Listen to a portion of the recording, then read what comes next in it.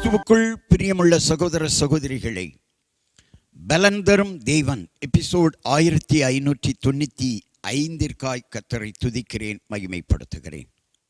இந்த நாளிலும் ஏசாயா தீர்க்கதரிசியினுடைய புஸ்தகம் 14ஆம் அதிகாரம் 32வது வசனத்தை நான் உங்களுக்காக வாசிக்கின்றேன். இப்போதும் இந்த ஜாதியின் ஸ்தானாபதிகளுக்கு என்ன மாறுத்தரவு சொல்லப்படும்? கர்த்தர் சீயோனை அஸ்திபாரப்படுத்தினார். அவருடைய ஜனத்தில் சிறுமையானவர்கள் அதிலே திடன் கொண்டு தங்குவார்கள்.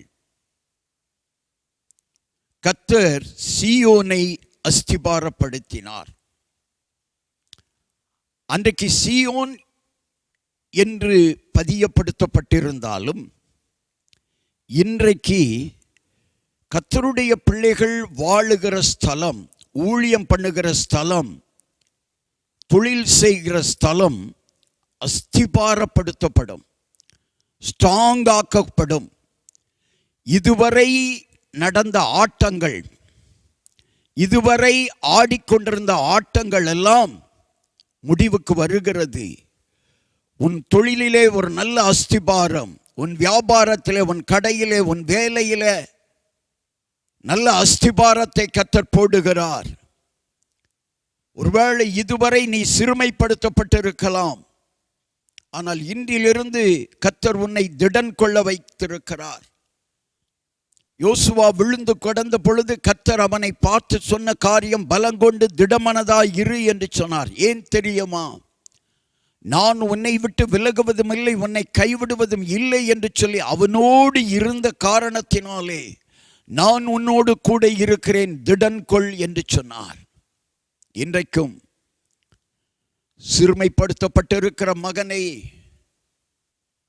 சிறுமையான கோலத்திலே வாழ்ந்து கொண்டிருக்கிற சகோதரனே, சகோதரியே, உன்னை தேடி இந்த வார்த்தை வருகிறது, திடன் கொள், நீ பிரகாசிக்கப்படுவாய். கர்த்தர் உன்னை பிரகாசிப்பிக்கிற தேவனாய் இருக்கிறார். ஹல்லேலூயா. உன் சிறுமைத்தனத்திற்கு, உன் அடிமைத்தனத்திற்கு ஒரு முற்றுப்புள்ளி வந்துவிட்டது.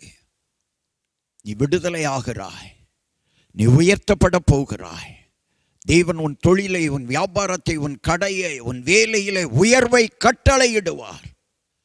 திடன் கொள். சிறுமைத்தனமும் அடிமைத்தனமும் இன்றோடு ஒழிகிறது. ஹல்லேலூயா. உனக்கு ஸ்ட்ராங்கா பேஸ்மெண்ட், அஸ்திபாரத்தை ஸ்ட்ராங் ஆக்குகிறார். இனி நீ அல்லாடுவதில்லை, தள்ளாடுவதில்லை, இனி நீ அலைந்து திரிவதில்லை. தேவன் உன்னை உயர்த்தப் போகிறார். திடன்கொள் மகனே.